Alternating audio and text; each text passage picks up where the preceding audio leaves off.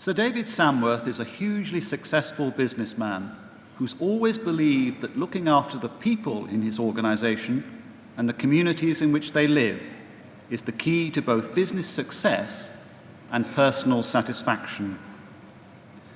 David was born in Birmingham to a family steeped in business. His father, Frank, ran the family firm dealing in pigs, and from their earliest days, David and his brothers absorbed the arts of business at the dining table and spent part of their school holidays touring the shops, learning about all parts of the meat products trade.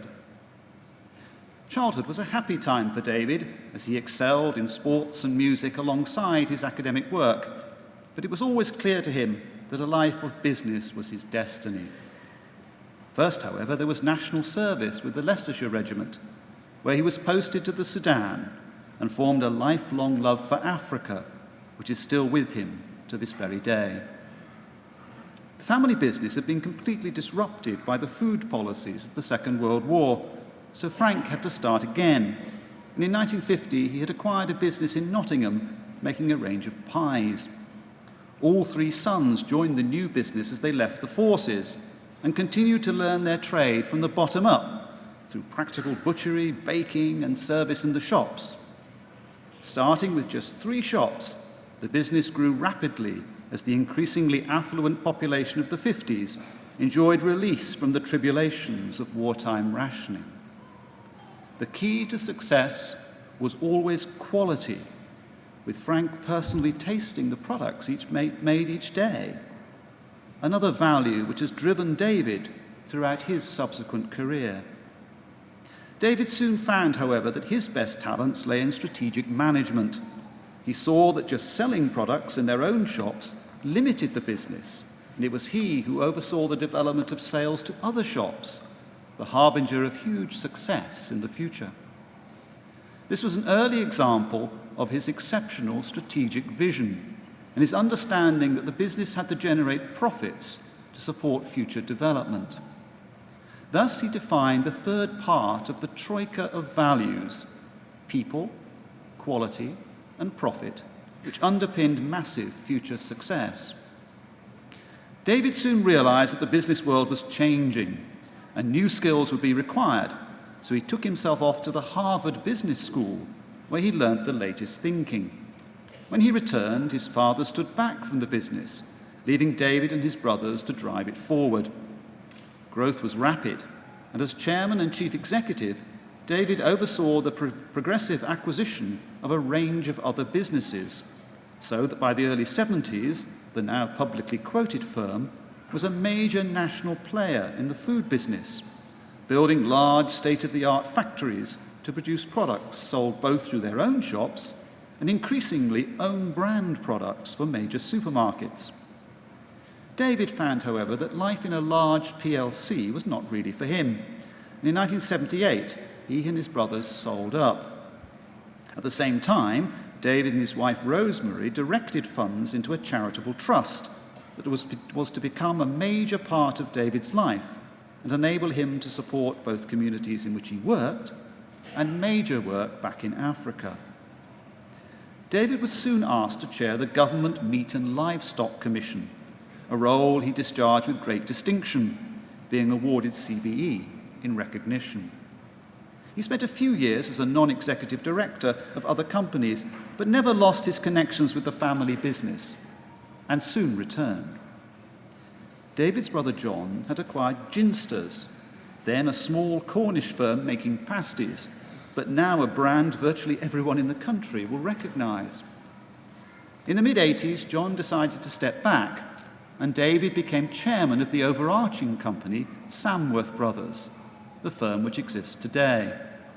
As chairman, he oversaw a massive growth, acquiring Walkers, manufacturers of meat products in Leicester, and produced an ever-widening range of products for most major retailers. David has in fact lived in Leicestershire for over 40 years, and he became Deputy Lord Lieutenant of the county, and then in 1997, High Sheriff for a year. Samworth Brothers is now a huge concern, employing 9,000 staff in Leicestershire and Cornwall, with a turnover of £800 million a year. Still a private company, its success remains rooted in the values of people, quality, and profit. David has also devoted much of his energy to charitable work. He had always been interested in education and had continued an association with his old school, but he became increasingly aware of the importance of education for less advantaged communities. Working with the Bishop of Leicester, he helped to set up the first Samworth Academy, replacing a failed state school in a deprived part of Leicester. Importing the Samworth values, and with careful choice of staff, the Academy has been a great success, which has been followed by the establishment of 2 further academies in Nottingham and Mansfield. David's charity work has also extended into a wider range of projects in the communities from which his staff are drawn. He's not, however, forgotten Africa, where he supports a range of activities, including the Mango Tree Project, which looks after a large number of HIV/AIDS orphans. His youngest daughter was a Christian missionary in Africa and works closely with his charity. David was knighted in 2009 in recognition of his contribution to charity. David Samworth's success and his huge contribution to society is firmly rooted in an immutable set of values which pervades his very being. A clear message to us all that if we hold true to our values, all is possible. Mr. Vice-Chancellor, on the recommendation of Senate and Council, I present to you Sir David Samworth, that you may confer upon him the Honorary Degree of Doctor of Laws.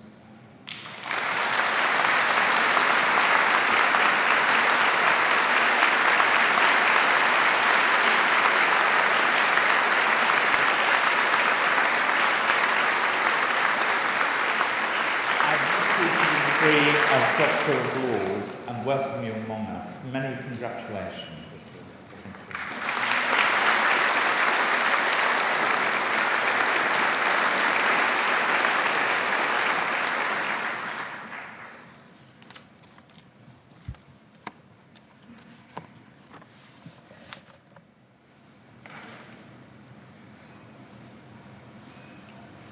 Vice-Chancellor, Lords Lieutenant, other distinguished guests, ladies and gentlemen.